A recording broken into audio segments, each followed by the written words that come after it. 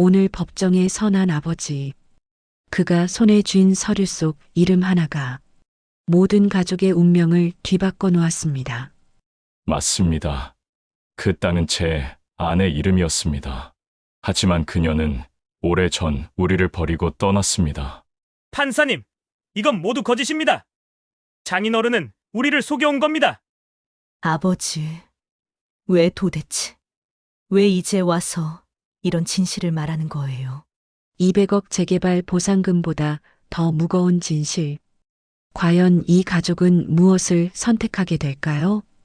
끝까지 보시면 돈보다 더 값진 가족의 진실을 마주하게 되실 겁니다. 구독과 좋아요, 알림 설정은 더 많은 이야기를 이어가는 힘이 됩니다. 여기는 그 집에 무슨 일이 채널입니다. 서울 종로구 골목 깊숙한 곳에 자리한 작은 구멍가게 앞에서 김정수는 마지막으로 셔터를 내렸습니다. 쇠락한 철제 셔터가 덜컹거리며 내려앉는 소리가 유난히 크게 들렸죠. 40년간 이 자리를 지켜온 가게였습니다. 새벽 5시부터 밤 11시까지 비가 오나 눈이 오나 한 번도 문을 닫지 않았던 곳이었어요. 정수는 주머니에서 낡은 열쇠를 꺼내 마지막으로 자물쇠를 채웠습니다. 손끝이 미세하게 떨렸어요. 74세 나이에도 여전히 단단했던 손이 오늘만큼은 왠지 힘이 없었습니다. 가게 앞 좁은 골목길을 바라보니 추억이 파노라마처럼 스쳐 지나갔죠. 40년 전 29살 청년 김정수가 처음 이 자리에 발을 디뎠을 때만 해도 이 동네는 지금과는 완전히 달랐습니다. 낡은 한옥들과 연탄 냄새가 가득했던 서민들의 터전이었죠. 그때 아내 순이는 갓 태어난 딸 미영이를 품에 안고 가게 한쪽 구석에서 젖을 먹이곤 했어요. 여보, 정말 이 가게로 우리가 먹고 살 수 있을까요?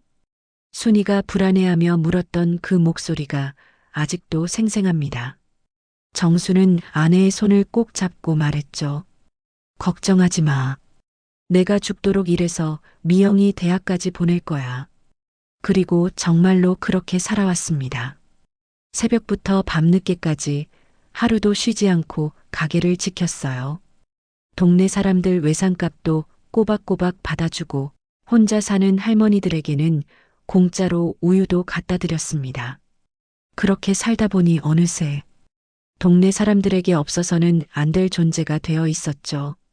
아저씨, 정말 그만두시는 거예요? 뒤에서 들려온 목소리에 정수가 돌아봤습니다. 근처 오피스텔에서 자취하는 대학생 민준이었어요. 이 녀석은 몇 년째 새벽마다 우유와 삼각김밥을 사러 왔던 단골이었습니다. 가끔 용돈이 떨어져 외상으로 먹을 것을 가져가기도 했는데 정수는 한 번도 재촉한 적이 없었어요. 그래야지. 이제 나이도 있고 말이야. 정수의 목소리는 평소와 다름없이 담담했습니다. 하지만 가슴 깊숙한 곳에서는 뭔가 벅차오르는 게 있었어요. 사실 몸이 아파서 그만두는 것도 아니고 장사가 안 돼서 그만두는 것도 아니었거든요. 이유는 따로 있었습니다. 근데 아저씨, 재개발 보상금 많이 받으시는 거 아니에요? 이 동네가 완전 핫플레이스 될 거라고 하던데요. 저희 부모님도 부러워하시던데요. 민준의 말에 정수는 씁쓸한 미소를 지었습니다. 재개발 보상금이라는 말이 요새 동네 사람들 입에 자주 오르내렸어요. 하지만 정수는 그런 이야기를 별로 좋아하지 않았습니다. 돈보다 더 소중한 것들이 있다고 생각했거든요. 그런 건 잘 모르겠고 그냥 이제 쉬고 싶어서 그래. 정수는 대답을 얼버무렸습니다. 사실 며칠 전 재개발 조합에서 나온 보상 산정서를 받았을 때 정수는 눈을 의심했었어요. 자그마치 200억 원이라는 숫자가 적혀 있었거든요. 건물주였던 정수에게는 상상도 못했던 큰 돈이었습니다.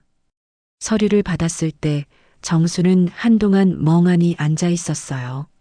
평생 동안 벌어들인 돈보다도 훨씬 많은 금액이었거든요. 하지만 이상하게도 기뻐하기보다는 막막한 기분이 들었습니다.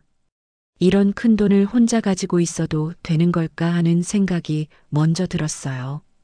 그리고 무엇보다 딸 미영이 생각이 났죠.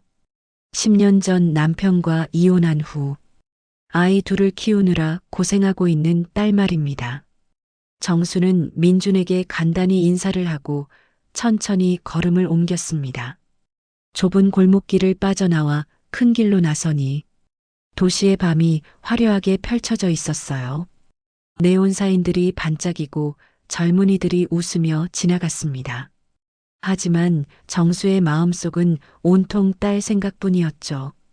미영이는 고등학생 아들 준호와 중학생 딸 서연이를 혼자 키우느라 정말 고생하고 있었거든요. 요즘 미영이는 아르바이트를 3개나 하고 있었습니다. 낮에는 편의점에서 일하고 저녁에는 택배 상하차 작업을 했어요. 그리고 새벽에는 사무실 청소까지 했습니다. 몸이 나만하지 않을 것 같았는데도 미영이는 늘 밝게 웃으려고 노력했어요. 정수도 몰래 용돈을 주려 했지만 미영이는 늘 거절했습니다. 아버지도 가게 운영하시느라 힘드실 텐데 괜찮습니다. 저 혼자 할 수 있어요. 미영이는 언제나 그런 식으로 말했어요. 하지만 정수는 알고 있었습니다. 딸이 얼마나 힘들어하는지 밤늦게 집에 들어와 아이들 숙제를 봐주다 책상에서 잠들어 버리는 딸의 모습을 말이죠. 특히 작년에는 준호가 대학 입시를 준비하느라 학원비가 많이 들었어요. 미영이는 학원비를 벌기 위해 밤늦은 시간까지 일했습니다. 그 모습을 보고 있던 정수는 가슴이 미어졌어요. 자신이 좀 더 능력이 있었다면 딸이 이렇게 고생하지 않아도 됐을 텐데 하는 생각이 들었거든요. 그런데 이제 갑자기 200억이라는 큰 돈이 생겼습니다. 이 돈이면 딸의 고생을 덜어줄 수 있고 손자, 손녀들에게도 더 나은 환경을 만들어줄 수 있을 것 같았어요. 하지만 어떻게 이야기를 꺼내야 할지 막막했습니다. 지하철역에 도착한 정수는 핸드폰을 꺼내 딸의 번호를 눌렀습니다. 오랜만에 딸을 보고 싶었어요. 그리고 뭔가 중요한 이야기를 해야 할 것 같았습니다. 여보세요, 미영아. 아빠야. 아, 아버지. 무슨 일이세요? 이 시간에 전화 주시니까 깜짝 놀랐어요. 딸의 목소리가 피곤해 보였습니다. 아마 또 늦은 시간까지 일하고 있었나 봐요. 별일은 아니고 내일 시간 되면 너네 집에 좀 놀러 가도 될까?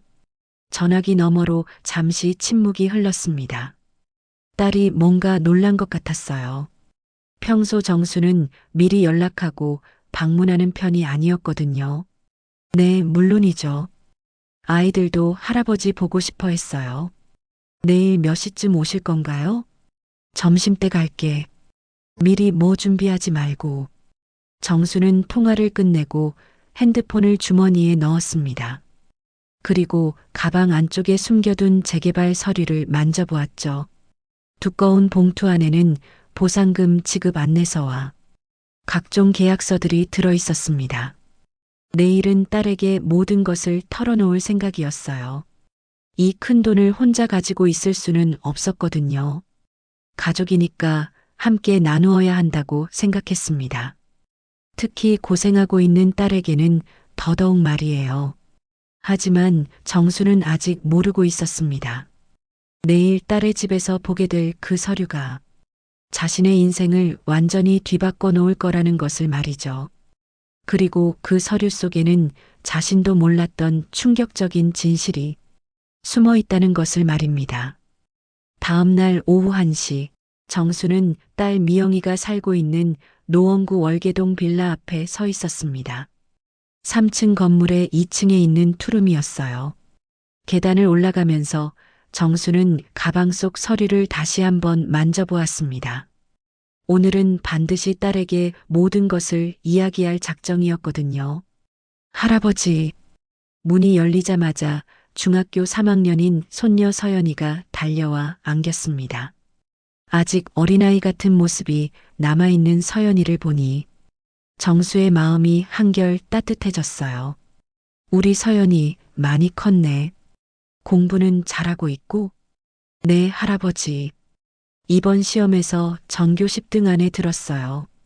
서연이의 자랑스러운 목소리에 정수는 활짝 웃었습니다. 똑똑한 손녀가 대견했어요. 하지만 동시에 마음 한편으로는 걱정도 들었습니다. 아무리 성적이 좋아도 집안 형편 때문에 제대로 된 교육을 받지 못할까봐 말이죠. 아버지, 오셨네요. 어서 들어오세요. 미영이가 나와서 반갑게 맞이했습니다. 하지만 정수는 딸의 얼굴을 보는 순간 마음이 짠해졌어요.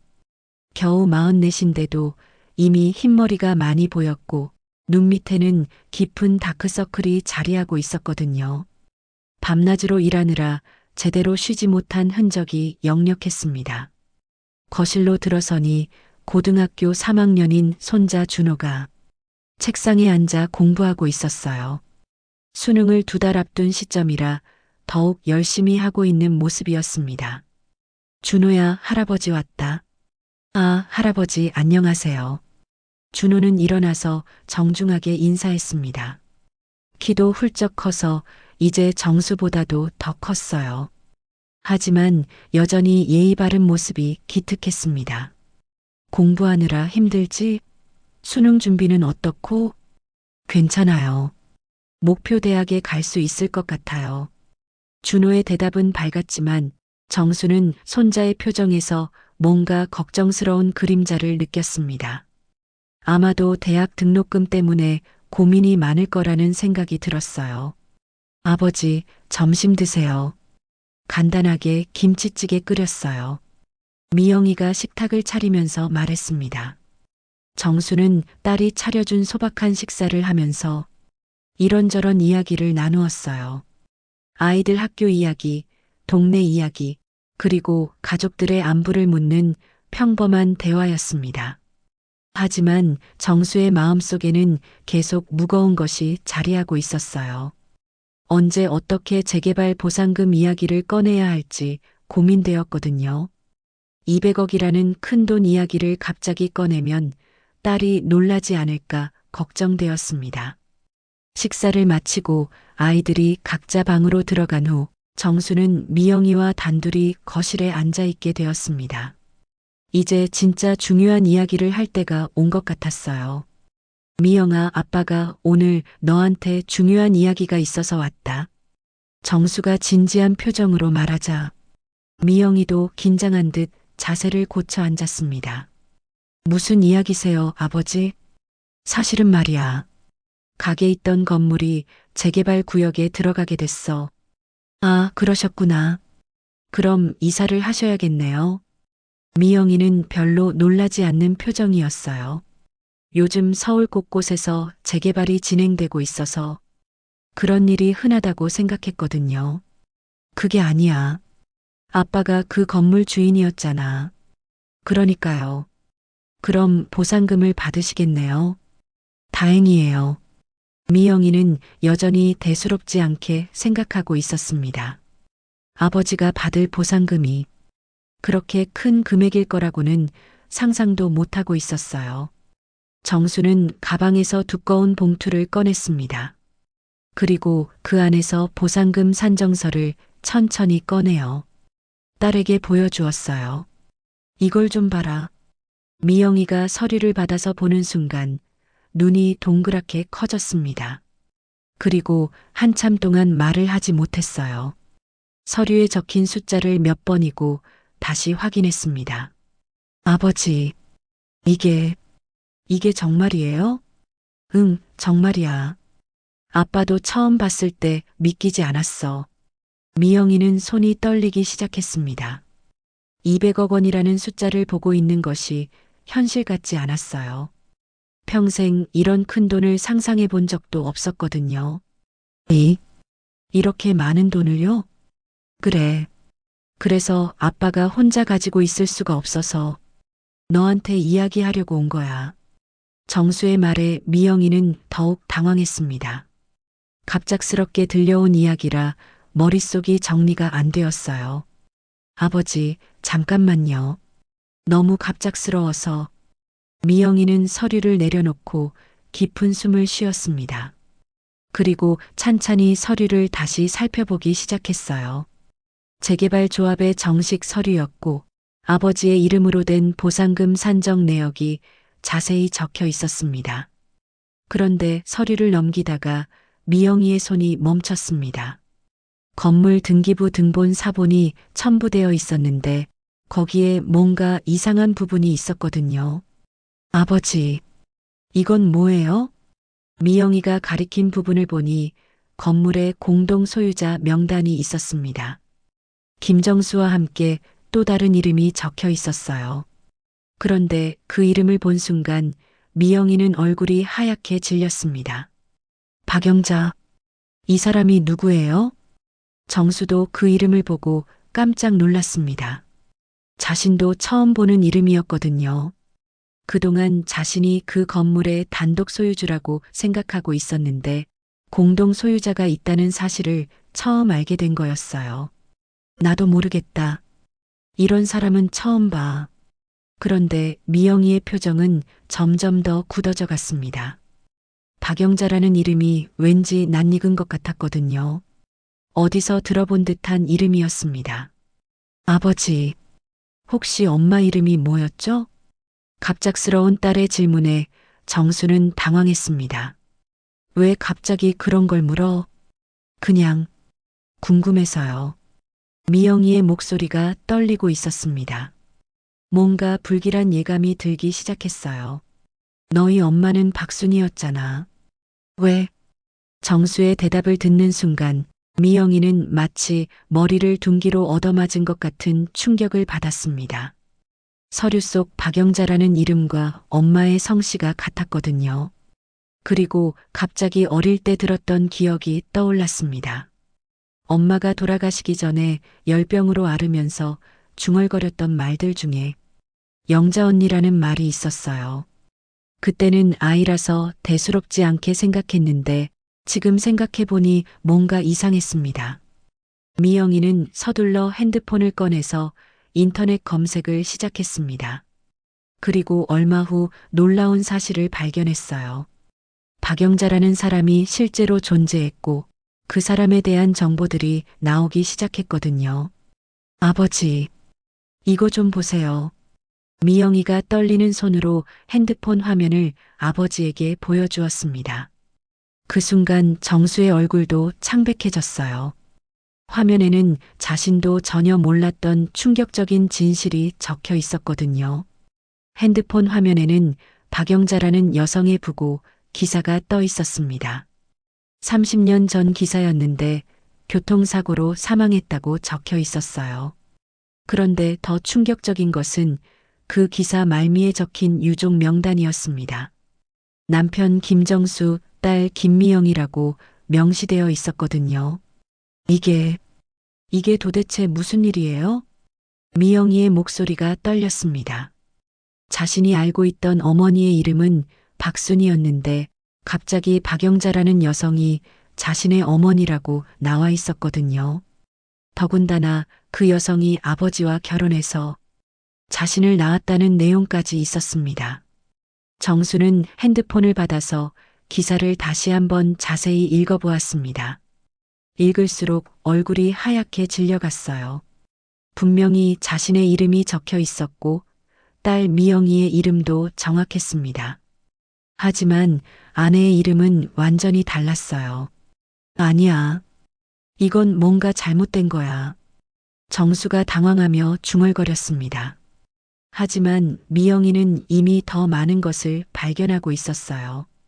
인터넷으로 계속 검색하자 박영자와 관련된 더 많은 정보들이 나왔거든요.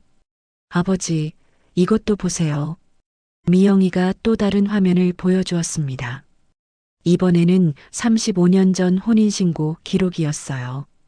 김정수와 박영자가 결혼했다는 공식 기록이 남아 있었습니다.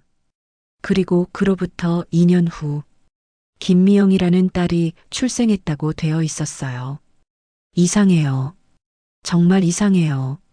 제가 알기로는 엄마 이름이 박순이었는데 미영이는 혼란스러워했습니다. 어릴 때부터 들어온 어머니의 이름과 이 기록들이 전혀 맞지 않았거든요. 아버지도 분명히 어머니 이름을 박순이라고 했는데 공식 기록에는 박영자라고 되어 있었어요.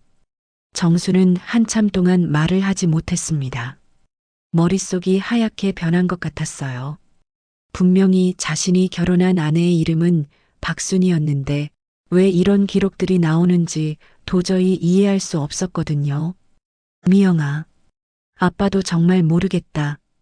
너희 엄마는 분명히 박순이었어. 그럼 이 기록들은 뭐예요? 가짜인가요? 미영이는 계속 검색해 보았습니다. 그러자 더욱 놀라운 사실이 드러났어요. 박영자라는 여성이 소유하고 있던 부동산 목록이 나왔는데 그 중에 아버지의 구멍가게 건물도 포함되어 있었거든요. 아버지, 이 건물이 원래 박영자 명의였다고 나와요.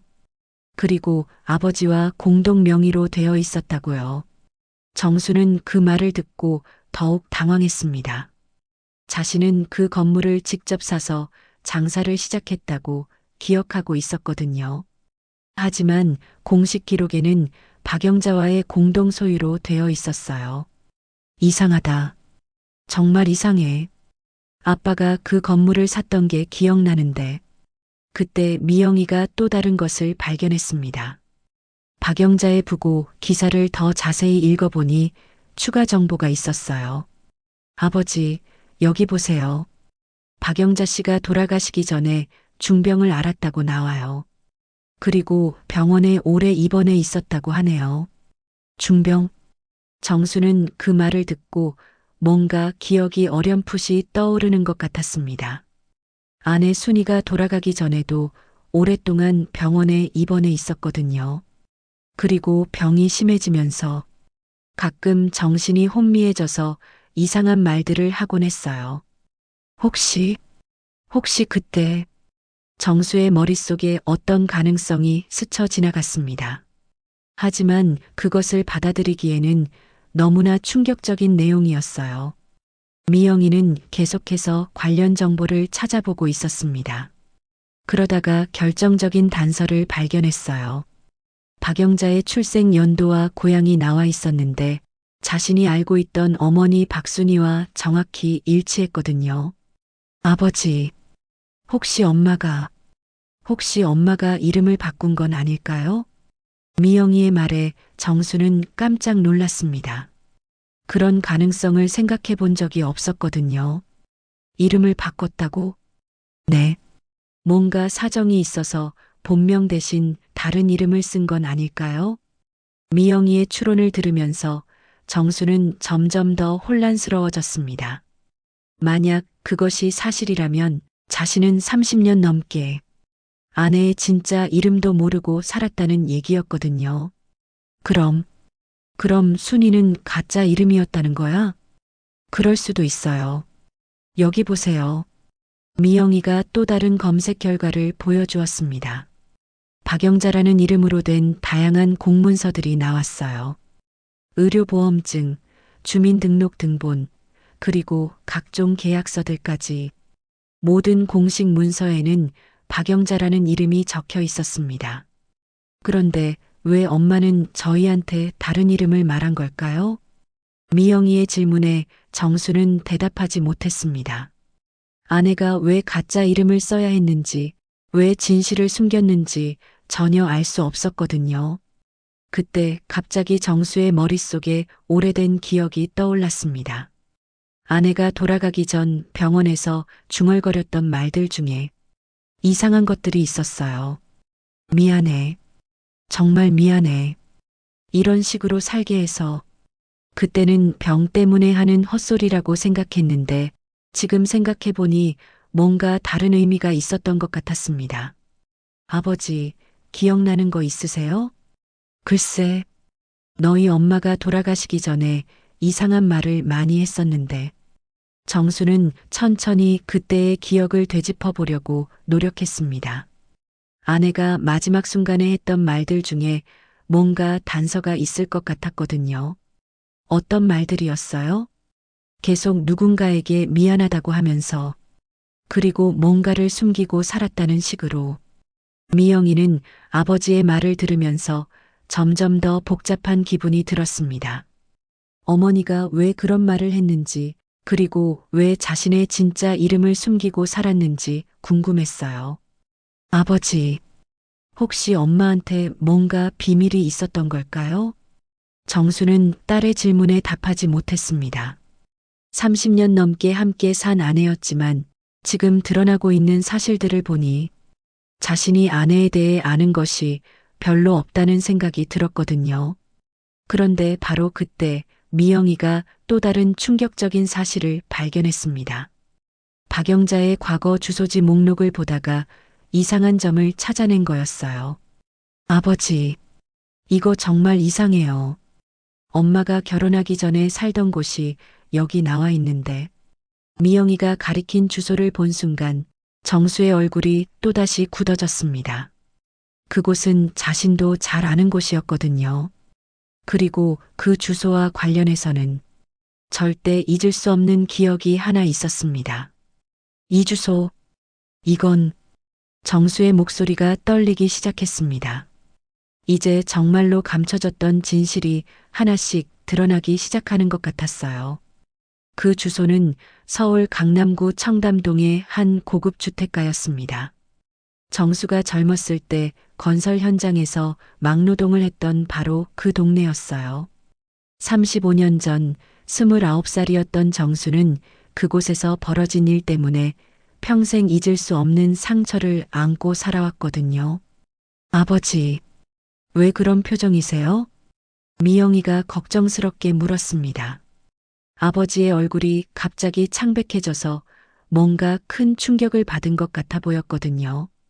미영아, 아빠가 너한테 한 번도 말하지 않은 일이 있어. 정수의 목소리가 떨렸습니다. 30년 넘게 가슴 깊이 묻어둔 기억을 꺼내야 할 시간이 온 것 같았어요. 무슨 일이에요? 너희 엄마를 처음 만났을 때 일 말이야. 정수는 깊은 숨을 쉬고 천천히 입을 열었습니다. 그때 아빠는 청담동에서 건설 일을 하고 있었어. 큰 저택을 짓는 공사였는데 그 집 주인이 아주 부유한 사람이었지. 미영이는 아버지의 말을 조용히 들었습니다. 평생 아버지가 젊었을 때 이야기를 자세히 들어본 적이 없었거든요. 그런데 그 집에 딸이 하나 있었어. 25살 정도 되는 아가씨였는데 정말 아름다웠지. 정수의 눈에 먼 옛날의 기억이 어려 있었습니다. 그 아가씨가 가끔 공사 현장에 나와서 일꾼들한테 시원한 음료수나 간식을 나눠주곤 했어. 다른 부잣집 아가씨들과는 달리 아주 친근하고 따뜻한 사람이었지. 그 사람이 엄마예요? 그래. 그 사람이 너희 엄마였어. 정수는 잠시 말을 멈추고 창밖을 바라보았습니다. 그때의 기억이 생생하게 떠올랐어요. 처음에는 그냥 인사만 주고받는 사이였는데 점점 더 자주 이야기를 나누게 되었지. 아빠는 가난한 공사판 일꾼이었고 그 아가씨는 부잣집 딸이었는데도 그런 건 전혀 신경 쓰지 않았어. 미영이는 아버지의 이야기에 푹 빠져들었습니다. 어머니에 대한 새로운 면을 알게 되는 것 같았거든요. 그런데 그 아가씨 아버지가 그 사실을 알게 된 거야. 딸이 공사장 일꾼과 가깝게 지낸다는 걸 말이지. 정수의 표정이 어두워졌습니다. 그날이 지금도 생생해. 그 아버지가 공사 현장에 나타나서 아빠를 불렀어. 그리고 돈 봉투를 내밀면서 딸한테서 떨어지라고 했지. 돈 봉투요? 응, 꽤 큰 돈이었어. 그때 아빠 월급에 몇 년치나 되는 돈이었지. 하지만 아빠는 그 돈을 받지 않았어. 미영이는 아버지의 말에 감동했습니다. 젊은 시절 아버지의 자존심과 신념을 엿볼 수 있었거든요.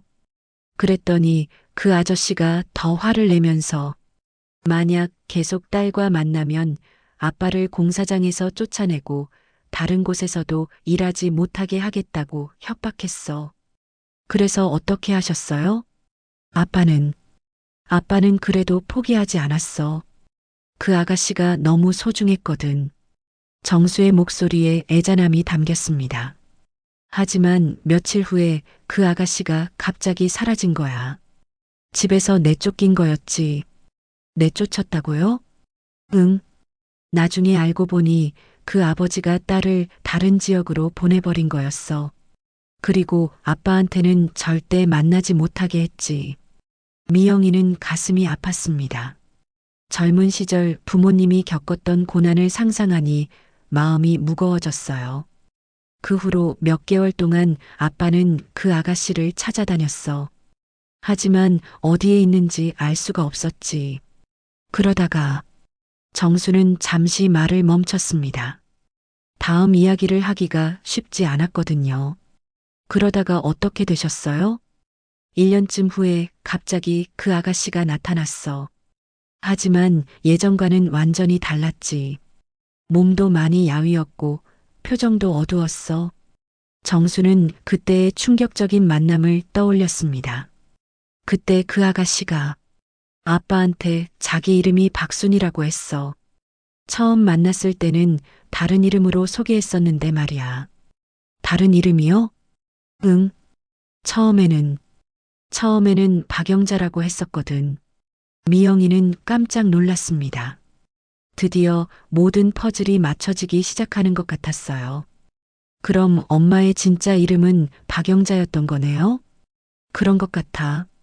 하지만 그때 아빠는 왜 이름을 바꿨는지 묻지 않았어. 그냥 다시 만날 수 있다는 것만으로도 감사했거든. 정수는 계속해서 이야기를 이어갔습니다. 그 아가씨, 영자는 아빠한테 자기 집에서 쫓겨났다고 했어. 그리고 이제는 의지할 곳이 없다고 했지. 그래서 아빠가 그 자리에서 결혼하자고 했어. 그렇게 해서 결혼하신 거예요? 그래. 하지만 영자는 한 가지 조건을 내걸었어. 절대로 자기 과거에 대해서는 묻지 말라고. 그리고 앞으로는 박순이라는 이름으로만 불러달라고 했지. 미영이는 어머니의 마음을 이해할 것 같았습니다. 부잣집 딸로 태어났지만 사랑 때문에 모든 것을 잃게 된 상황이었으니까요. 아빠는 그 조건을 받아들였어. 영자가, 순이가 원하는 대로 해주고 싶었거든. 그런데 정수의 표정이 또다시 어두워졌습니다. 하지만 결혼한 후에도 순이는 가끔 이상한 행동을 했어. 밤에 잠꼬대로 자꾸 누군가에게 미안하다고 하면서, 그리고 가끔 편지를 받기도 했는데 그 편지를 읽고 나면 며칠 동안 우울해하곤 했지. 편지요? 응. 누가 보낸 건지는 몰랐지만 가끔 두꺼운 봉투가 왔어. 그 안에는 편지와 함께 뭔가 서류 같은 것들도 들어 있었던 것 같았는데 미영이는 갑자기 뭔가 깨달은 것 같았습니다. 아버지, 혹시 그 서류들이 부동산 관련 서류였을 수도 있지 않을까요? 부동산 서류? 네. 만약 엄마 집안이 정말 부유했다면 엄마 명의로 된 재산들이 있었을 수도 있잖아요. 그리고 그것들을 관리하는 사람이 있어서 가끔 서류를 보냈을 수도 있고요. 정수는 딸의 말을 듣고 무릎을 쳤습니다. 그럴 가능성이 충분히 있었거든요. 그렇다면 지금 우리가 받게 된 이 건물도 엄마가 원래 소유하고 있던 건물일 수도 있어요. 그리고 아버지와 결혼한 후에 공동 명의로 바뀐 거일 수도 있고요. 미영이의 추론은 점점 더 설득력이 있어 보였습니다. 모든 상황들이 하나씩 맞아떨어지고 있었거든요. 하지만 그렇다면 왜 순이는 아빠한테 그 사실을 숨겼을까? 정수의 질문에 미영이도 잠시 생각에 잠겼습니다. 그리고 얼마 후 조심스럽게 입을 열었어요. 아마도 엄마는 아버지가 자신을 진짜 사랑하는지 확인하고 싶었던 것 같아요. 돈 때문이 아니라 정말 자신이라는 사람 때문에 사랑하는지 말이에요. 정수는 딸의 말을 듣고 깊은 한숨을 쉬었습니다. 아내의 마음을 이제서야 조금 이해할 것 같았거든요. 그때 갑자기 거실 문이 열리면서 준호가 나왔습니다. 할아버지와 엄마가 심각하게 이야기하는 모습을 보고 걱정스러운 표정을 지었어요. 엄마, 무슨 일이에요? 목소리가 너무 커서 공부가 안 돼요. 아, 미안해. 그냥 할아버지와 중요한 이야기를 하고 있었어. 미영이가 서둘러 대답했지만 준호는 탁자 위에 펼쳐진 서류들을 보고 궁금해했습니다. 이게 뭐예요? 그냥 할아버지 가게 관련 서류야. 미영이는 얼버무렸습니다. 아직 아이들에게 이런 복잡한 이야기를 할 때가 아니라고 생각했거든요. 준호는 더 묻지 않고 다시 방으로 들어갔습니다. 하지만 미영이와 정수는 이 이야기를 계속 이어가야 했어요. 아직 밝혀지지 않은 것들이 너무 많았거든요. 아버지, 그럼 이제 어떻게 해야 할까요? 미영이가 조심스럽게 물었습니다. 재개발 보상금 200억 원의 절반이 돌아가신 어머니 몫이라는 사실을 알게 된 지금 이 돈을 어떻게 처리해야 할지 막막했어요. 글쎄, 아빠도 모르겠다. 이런 일은 처음이라서 정수도 당황하기는 마찬가지였습니다. 법적으로는 아내가 돌아가신 후 자신이 상속받은 것이지만 그동안 그 사실을 전혀 몰랐던 상황이었거든요. 아버지, 혹시 엄마 집안 사람들을 찾아봐야 하는 건 아닐까요? 미영이의 말에 정수는 고개를 저었습니다. 순이가, 영자가 살아있을 때 항상 하던 말이 있었어. 자기 가족들과는 영원히 인연을 끊었으니 절대로 찾지 말라고 했거든. 그래도 이런 상황이니까. 아니야. 순이의 마지막 유언 같은 거였어. 그걸 어길 수는 없지. 정수는 단호하게 말했습니다. 아내의 뜻을 존중하고 싶었거든요. 그런데 바로 그때 미영이의 핸드폰이 울렸습니다. 모르는 번호였어요. 여보세요? 혹시 김미영 씨 맞으신가요? 전화기 너머로 중년 남성의 목소리가 들렸습니다. 정중하지만 어딘가 긴장된 목소리였어요. 네, 맞습니다. 누구시죠? 저는 대한법무법인의 변호사 이정훈이라고 합니다. 갑자기 연락드려서 죄송합니다만 김미영 씨와 꼭 만나 뵙고 싶은 일이 있습니다. 미영이는 갑작스러운 변호사의 연락에 당황했습니다. 자신과 무슨 일로 변호사가 연락을 했는지 짐작이 안 됐거든요. 무슨 일이신지 말씀해 주세요. 전화로는 말씀드리기 어려운 내용입니다. 혹시 내일 시간 되시면 저희 사무실로 오실 수 있겠습니까? 박영자 씨와 관련된 중요한 일입니다. 박영자라는 이름을 듣는 순간 미영이는 깜짝 놀랐습니다. 바로 조금 전까지 이야기하던 어머니의 진짜 이름이었거든요. 박영자요? 어떻게 그 이름을? 자세한 내용은 만나서 말씀드리겠습니다. 내일 오후 2시는 어떠세요? 미영이는 아버지를 바라봤습니다. 정수도 전화 내용을 듣고 있었는데 표정이 심각해져 있었어요. 네, 알겠습니다. 주소 알려주세요. 통화를 마친 후 미영이는 아버지에게 말했습니다. 아버지, 이상해요. 변호사가 엄마 이름을 어떻게 알고 저한테 연락한 걸까요? 모르겠다. 하지만 뭔가 중요한 일인 것 같으니까 가봐야겠어. 정수도 궁금했습니다. 아내가 돌아가신 지 30년이 넘었는데 갑자기 변호사가 나타난 이유가 뭔지 말이에요. 아버지도 같이 가실래요? 그래야겠다. 혼자 가기엔 너무 복잡한 일인 것 같아. 다음 날 오후 미영이와 정수는 강남에 있는 대한법무법인을 찾았습니다. 고급스러운 오피스 빌딩 20층에 있는 큰 로펌이었어요. 안녕하세요. 어제 연락드린 이정훈 변호사입니다. 이정훈 변호사는 50대 중반으로 보이는 신사였습니다.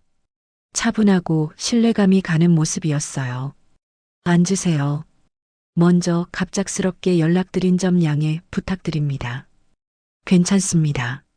그런데 박영자와 관련된 일이라고 하셨는데 미영이가 조심스럽게 물었습니다. 네, 맞습니다. 사실 저는 지난 30년간 박영자 씨의 재산을 관리해 왔습니다. 변호사의 말에 정수와 미영이는 동시에 놀랐습니다. 재산을 관리해 왔다고요? 네. 박영자 씨께서 돌아가시기 전에 유언을 남기셨거든요. 본인이 사망한 후 30년이 지나면 딸 김미영에게 모든 것을 알려주라고 하셨습니다. 30년 후에요? 네. 왜 그런 조건을 다루셨는지는 저도 모릅니다. 하지만 유언은 유언이니까 지켜야죠. 이정훈 변호사는 서류 더미에서 두꺼운 파일을 꺼냈습니다. 이것이 박영자 씨의 전체 재산 목록입니다. 파일을 펼치자 수많은 부동산 등기부등본과 예금 통장 사본들이 나왔습니다. 미영이는 그 규모에 깜짝 놀랐어요. 이게 다 엄마 거였다고요? 네. 강남, 서초, 송파 일대의 토지와 건물들이 상당합니다. 그리고 현금성 자산도 꽤 많이 있고요. 변호사가 계산기를 두드리더니 놀라운 숫자를 말했습니다. 대략 추산해 보면 현재 시세로 500억 원 정도 될 것 같습니다. 500억요? 미영이는 현기증이 날 것 같았습니다. 어머니가 그렇게 큰 부자였다는 사실을 전혀 몰랐거든요. 그런데 이상한 점이 하나 있습니다. 변호사가 다른 서류를 꺼냈습니다. 박영자 씨께서 결혼하신 후에 일부 재산을 남편분과 공동 명의로 바꾸셨어요.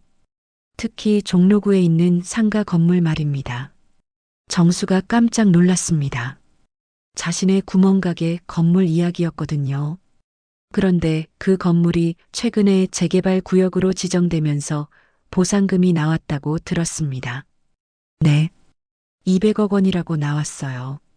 미영이가 대답했습니다. 그렇다면 그 보상금의 절반인 100억 원은 원래 박영자 씨 몫이었습니다. 하지만 이미 김정수 씨가 상속받으신 상태이니 법적으로는 문제없고요. 변호사는 잠시 말을 멈추고 미영이를 바라봤습니다. 하지만 박영자 씨께서 남기신 유언에는 특별한 조건이 하나 더 있습니다.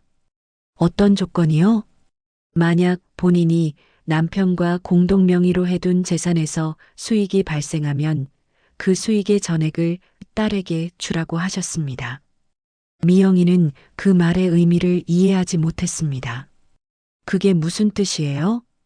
즉, 재개발 보상금 200억 원 전체가 김미영 씨 것이라는 뜻입니다. 법적으로는 김정수 씨가 받으실 수 있지만 박영자 씨의 유언에 따르면 딸에게 모두 주어야 한다는 것이죠. 정수는 그 말을 듣고 머리가 하얘졌습니다. 자신이 받은 보상금이 사실은 모두 딸 것이었다는 이야기였거든요. 그리고 여기 있는 다른 재산들도 모두 김미영 씨가 상속받으시게 됩니다. 변호사가 계속 설명했습니다. 총 재산 규모가 700억 원 정도 됩니다. 미영이는 그 숫자를 듣고 정신이 아찔했습니다.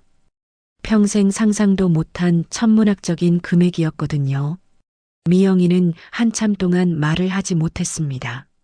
700억 원이라는 숫자가 현실감이 없었거든요.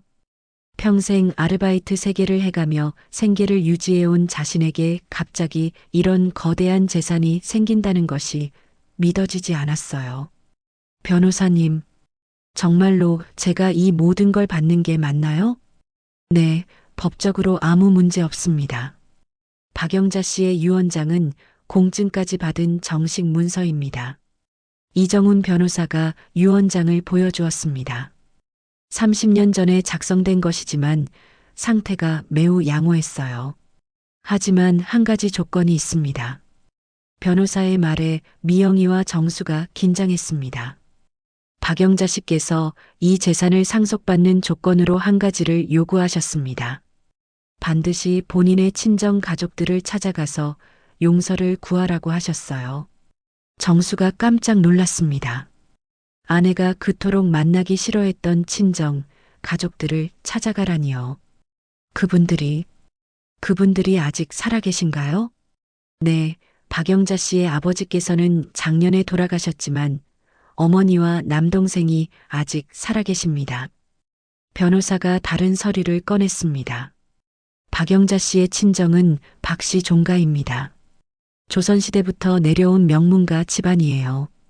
현재는 경기도 용인에 살고 계시고요. 미영이는 복잡한 마음이 들었습니다. 어머니가 그토록 만나기 싫어했던 사람들을 찾아가야 한다니요. 꼭 가야만 하나요? 네. 그래야만 상속이 완료됩니다. 박영자 씨께서 아주 강력하게 요구하신 조건이거든요. 그때 정수가 입을 열었습니다. 변호사님, 혹시 순이가, 영자가 왜 그런 조건을 달았는지 아세요? 자세한 사연은 모르지만 유언장에 짧게 적어둔 내용이 있습니다. 변호사가 유언장의 한 부분을 가리켰습니다. 제가 저지른 잘못 때문에 가족들에게 상처를 줬습니다. 그 죄책감을 평생 안고 살았는데 제가 직접 사과할 용기는 없었습니다. 대신 제 딸이 저를 대신해서 용서를 구해주길 바랍니다. 미영이는 어머니의 마음을 이해할 것 같았습니다. 사랑하는 사람과 함께하기 위해 집을 나왔지만 그로 인해 가족들에게 상처를 준 것을 평생 후회했던 거였어요. 언제까지 가면 되나요?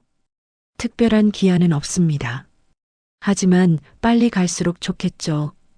박영자 씨의 어머니께서 연세가 많으셔서요. 변호사가 명함과 함께 주소가 적힌 메모를 건네주었습니다. 필요하시면 제가 미리 연락을 드릴 수도 있습니다. 아니에요. 저희가 직접 연락해 볼게요. 미영이와 정수는 로펌을 나와서 한참 동안 말없이 걸었습니다. 너무나 많은 일이 한꺼번에 벌어져서 머리가 어지러웠거든요. 아버지, 어떻게 생각하세요? 글쎄, 순이의 마지막 부탁이니까 들어줘야 하는 것 아닐까? 정수는 아내의 뜻을 존중하고 싶었습니다. 비록 생전에는 그런 이야기를 전혀 하지 않았지만 마음속으로는 계속 괴로워했던 것 같았거든요. 그런데 갑자기 찾아가서 뭐라고 말해야 할지 모르겠어요. 그래도 가봐야지. 어떻게 될지 모르지만 일단 가서 인사부터 드려야 할 것 같아. 이틀 후 미영이와 정수는 경기도 용인으로 향했습니다. 주소를 찾아가니 정말 큰 한옥이 나타났어요. 전통적인 기와집이었는데 규모가 상당했습니다. 여기가 맞나? 정수가 중얼거렸습니다. 생각보다 훨씬 큰 집이었거든요. 문패를 보니 박시종가라고 적혀 있었습니다. 미영이는 깊은 숨을 쉬고 대문을 두드렸어요. 누구세요? 안에서 중년 남성의 목소리가 들렸습니다. 안녕하세요. 박영자와 관련해서 찾아온 김미영이라고 합니다. 잠시 조용해지더니 문이 열렸습니다. 50대 중반으로 보이는 남성이 나왔는데 어딘가 어머니와 닮은 구석이 있었어요. 혹시 영자 누나의? 네, 딸입니다. 미영이의 대답을 듣자 그 남성의 표정이 복잡해졌습니다. 저는 박영수입니다. 영자 누나의 동생이고요. 안녕하세요, 삼촌. 미영이가 인사하자 영수는 한참을 바라보더니 안으로 들어오라고 했습니다. 어머니께서 계세요. 누나 이야기를 들으시면 많이 놀라실 거예요. 마당을 지나 안채로 들어가니 80대 후반으로 보이는 할머니가 앉아 계셨습니다. 비록 연세는 많으셨지만 정신은 매우 또렷해 보였어요. 어머니, 영자 누나 딸이 왔어요. 영수의 말에 할머니는 깜짝 놀라서 미영이를 바라봤습니다. 정말 영자 딸이니? 네, 할머니. 김미영이라고 합니다. 미영이가 정중히 인사드리자 할머니의 눈에서 눈물이 흘러내렸습니다. 우리 영자는 어떻게 지냈니? 할머니, 엄마는 제가 20살 때 돌아가셨어요. 할머니는 그 말을 듣고 큰 충격을 받으신 것 같았습니다. 한참 동안 말씀을 못 하시더니 작은 목소리로 물어보셨어요. 언제 돌아갔니? 20년 전이었어요. 그렇게 오래전에. 할머니는 더 이상 말씀을 잇지 못하셨습니다. 딸이 이미 오래전에 세상을 떠났다는 사실이 받아들여지지 않으시는 것 같았어요. 영수가 대신 물어봤습니다. 그런데 갑자기 어떻게 우리를 찾아온 거니?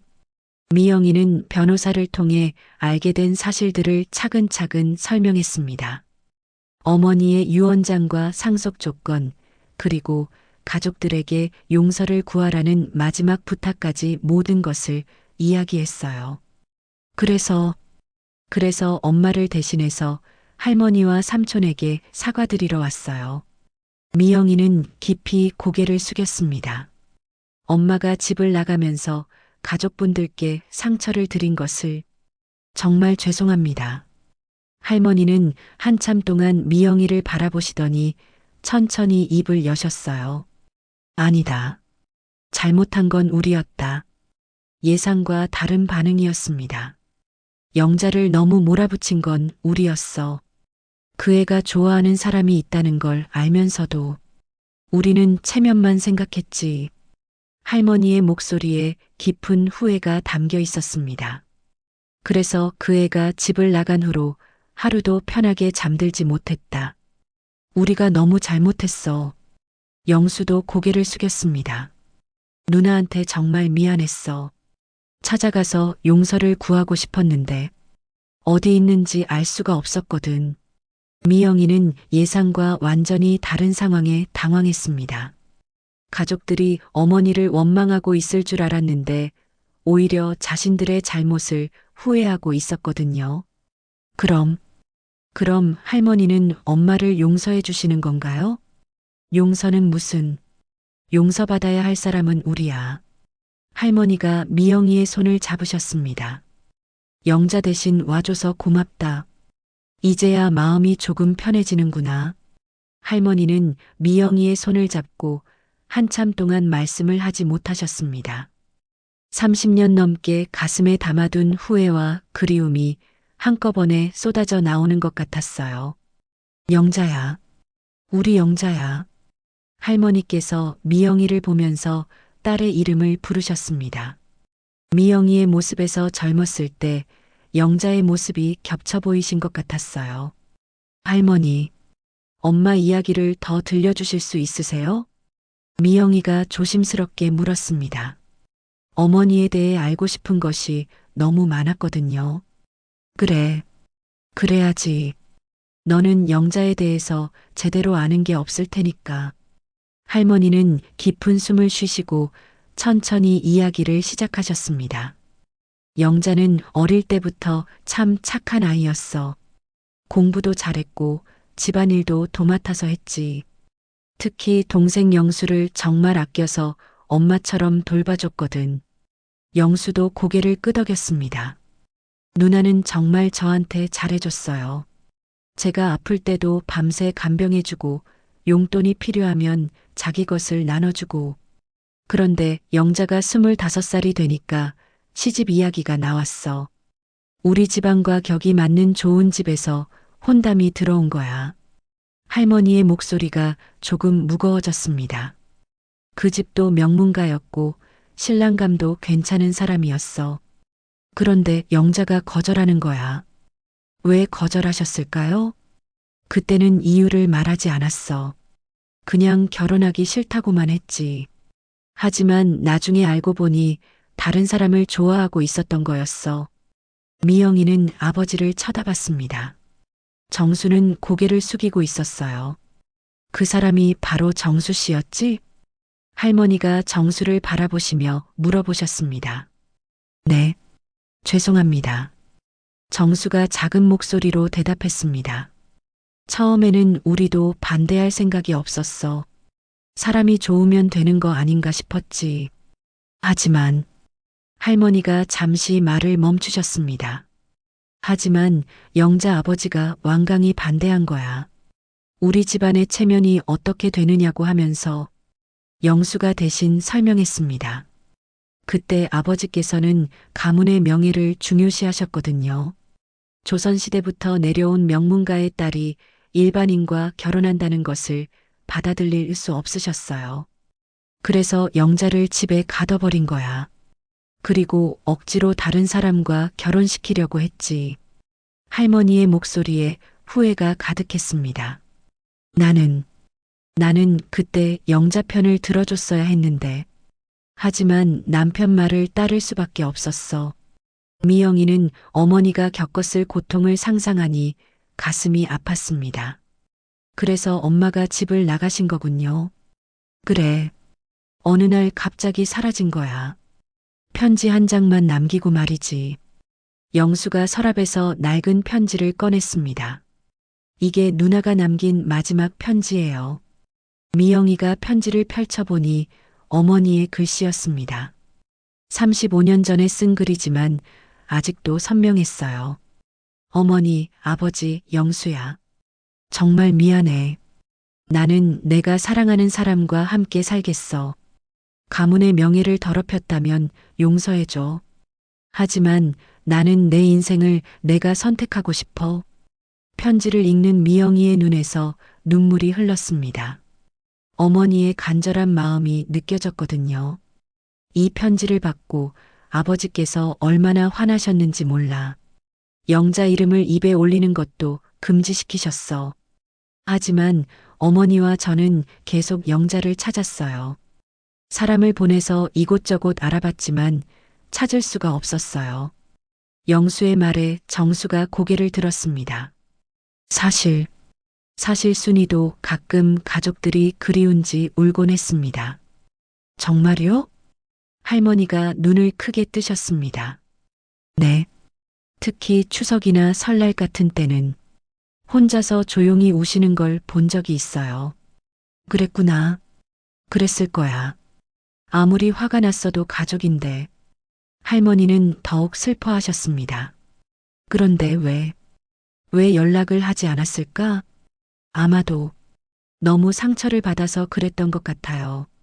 집에서 쫓겨났다고 생각했을지도 모르죠. 미영이의 말에 할머니와 영수는 더욱 후회하는 표정을 지었습니다. 우리가 먼저 찾아갔어야 했는데, 그때 아버지께서 너무 완고하셨어요. 영자 누나 이야기만 나와도 화를 내셨거든요. 영수가 안타까워했습니다. 그런데 아버지께서 돌아가시기 전에 마지막으로 하신 말씀이 있어요.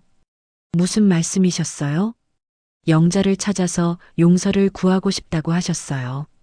자신이 너무 잘못했다고, 딸을 잃은 것이 평생 후회라고 하시면서 미영이는 외할아버지도 마지막에는 어머니를 그리워했다는 사실을 알고 조금 위안이 되었습니다.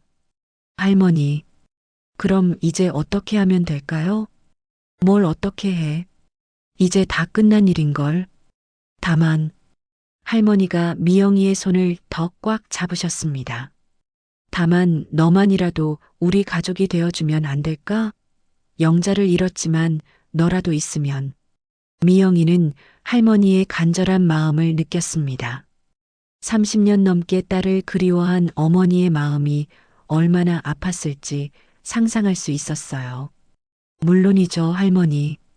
저도 가족이 생긴 것 같아서 기뻐요.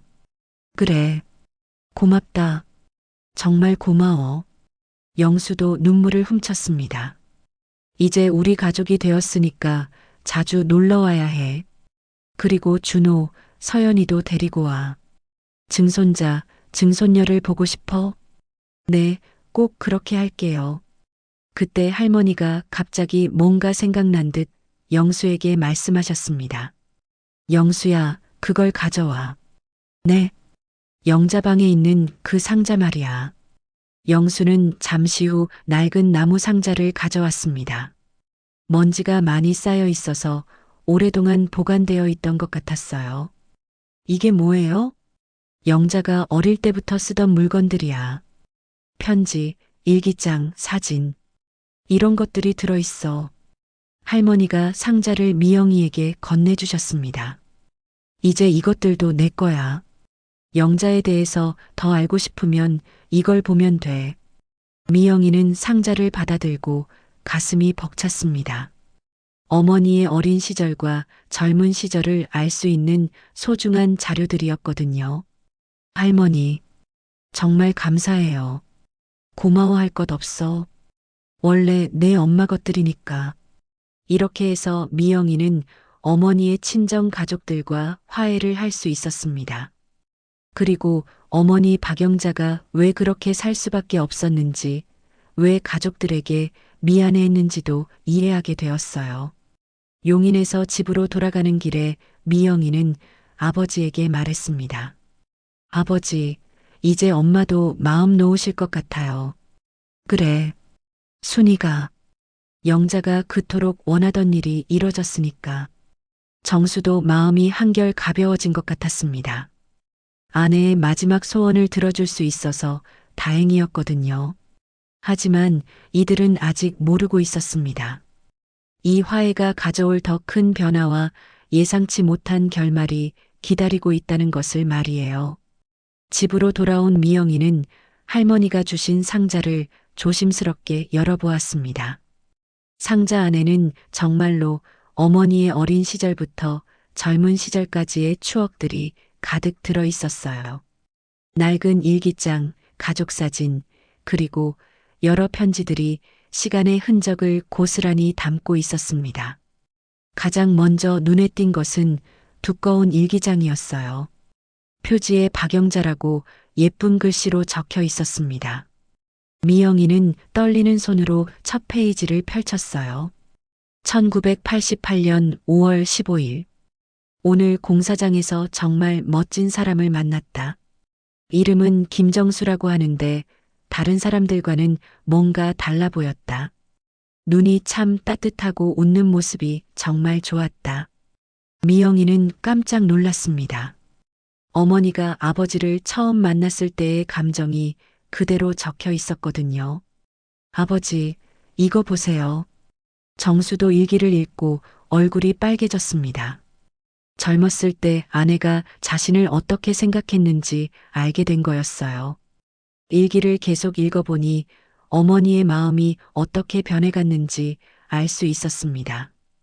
6월 3일. 정수 씨와 이야기하는 시간이 하루 중 가장 즐겁다.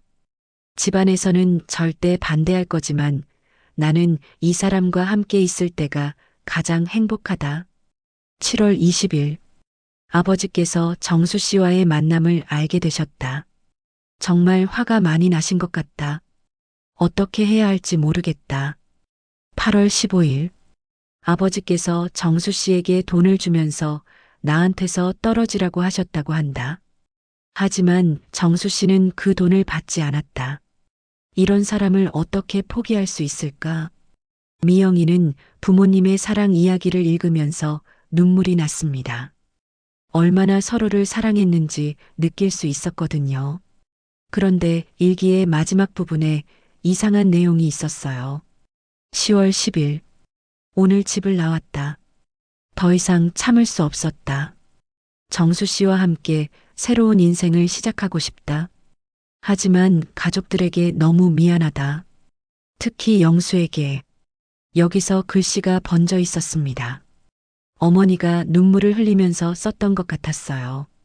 그리고 일기장 마지막 페이지에 놀라운 내용이 적혀 있었습니다. 만약 내가 죽게 되면 내 모든 재산을 미영이에게 주고 싶다. 하지만 조건이 있다. 반드시 우리 가족들을 찾아가서 내 대신 사과해달라고 해야지. 그래야 내가 마음 편히 눈을 감을 수 있을 것 같다. 미영이는 이 글을 읽고 어머니의 마음을 완전히 이해했습니다. 평생 가족들에게 미안한 마음을 품고 살았던 어머니의 절절한 심정이 느껴졌거든요. 상자 안에는 또 다른 서류들도 있었습니다. 부동산 관련 문서들과 은행 통장들이었는데 모두 박영자 명의로 되어 있었어요. 아버지, 엄마가 이런 걸 다 숨기고 계셨던 거네요. 그러게. 나도 전혀 몰랐어. 정수는 아내가 얼마나 많은 것을 혼자 감당하며 살았는지 깨닫고 마음이 아팠습니다. 그때 준호와 서연이가 방에서 나왔어요. 엄마, 무슨 일이에요? 며칠째 심각한 얘기만 하시는 것 같은데. 미영이는 이제 아이들에게도 모든 것을 말해줄 때가 되었다고 생각했습니다. 앉아라. 엄마가 중요한 이야기를 해줄게. 아이들을 앉힌 후 미영이는 지난 며칠간 일어난 모든 일들을 차근차근 설명했습니다. 할머니의 진짜 이름, 거대한 상속 재산, 그리고 친정 가족들과의 화해까지 모든 것을 말이에요. 정말이에요? 우리가 부자가 된 거예요? 서연이가 믿기지 않는다는 표정으로 물었습니다. 그래. 하지만 이게 가장 중요한 건 아니야. 미영이는 아이들을 바라보며 말했습니다. 가장 중요한 건 할머니가 평생 가족을 사랑했다는 거야. 그리고 우리가 그 사랑을 이어받아서 더 좋은 사람이 되어야 한다는 거지. 준호도 고개를 끄덕였습니다. 엄마, 그럼 이제 아르바이트 그만하셔도 되는 거죠? 그래. 이제 엄마가 너희들과 더 많은 시간을 보낼 수 있을 것 같아. 미영이는 처음으로 마음 편히 웃을 수 있었습니다. 더 이상 생계 걱정을 하지 않아도 되니까 아이들과 함께 보낼 수 있는 시간이 많아질 거라고 생각하니 기뻤어요. 며칠 후 미영이는 이정훈 변호사를 다시 만났습니다. 상속 절차를 마무리하기 위해서였어요. 친정 가족들과 잘 만나셨나 보네요. 네, 생각보다 훨씬 좋은 분들이셨어요. 다행입니다. 그럼 이제 모든 상속 절차가 완료됩니다. 변호사가 마지막 서류들을 건네주며 말했습니다. 앞으로 이 재산들을 어떻게 운용하실 생각이세요? 미영이는 이미 계획을 세워두고 있었습니다. 일부는 아이들 교육비로 쓰고 나머지는 어려운 사람들을 도와주는 일에 쓰고 싶어요. 좋은 생각이네요. 특히 한부모 가정 지원 사업을 해보고 싶어요. 저처럼 혼자서 아이들 키우는 분들에게 도움을 주고 싶거든요. 변호사는 미영이의 계획에 감동했습니다. 박영자 씨께서도 분명 기뻐하실 거예요. 한 달 후 미영이는 영자재단이라는 이름의 재단을 설립했습니다. 어머니의 이름을 따서 만든 것이었어요. 재단의 주요 사업은 한부모 가정 지원, 저소득층 자녀 교육비 지원, 그리고 가족 화합 프로그램 운영이었습니다. 재단 설립식에는 할머니와 영수 삼촌도 참석했습니다. 할머니는 손녀가 이런 좋은 일을 한다며 무척 자랑스러워 하셨어요. 영자도 이런 걸 하고 싶어 했을 거야. 어릴 때부터 어려운 사람들을 도와주고 싶다고 했거든. 할머니의 말을 듣고 미영이는 자신이 올바른 선택을 했다는 확신이 들었습니다. 정수는 이제 가게를 완전히 정리하고 손자, 손녀들과 더 많은 시간을 보내고 있었어요. 그리고 가끔 미영이의 재단 일도 도와주면서 보람찬 노후를 보내고 있었습니다. 어느 날 저녁, 온 가족이 모여서 저녁 식사를 하고 있을 때였습니다. 할아버지, 할머니가 살아계셨다면 뭐라고 하셨을 것 같아요? 서연이가 물었습니다. 정수는 잠시 생각하더니 웃으며 대답했습니다. 아마도 잘했다고 하셨을 것 같아. 그리고 이제 마음 편히 쉴 수 있겠다고도 하셨을 거야. 미영이도 고개를 끄덕였습니다. 맞아. 엄마는 분명 우리가 행복한 모습을 보고 기뻐하고 계실 거야. 그날 밤 미영이는 어머니의 사진을 바라보며 조용히 말했습니다. 엄마, 저 엄마의 딸로 태어난 것이 정말 자랑스러워요. 엄마가 못다한 사랑을 제가 계속 이어갈게요. 사진 속 어머니는 여전히 따뜻한 미소를 짓고 있었습니다. 마치 딸의 말을 듣고 있는 것처럼 말이에요. 이렇게 해서 김정수의 작은 구멍가게에서 시작된 이야기는 가족의 사랑과 화해, 그리고 나눔으로 아름다운 결말을 맞이했습니다. 돈보다 더 소중한 것들이 무엇인지 깨달은 가족들은 앞으로도 서로를 사랑하며 더 많은 사람들과 그 사랑을 나누며 살아갈 것입니다.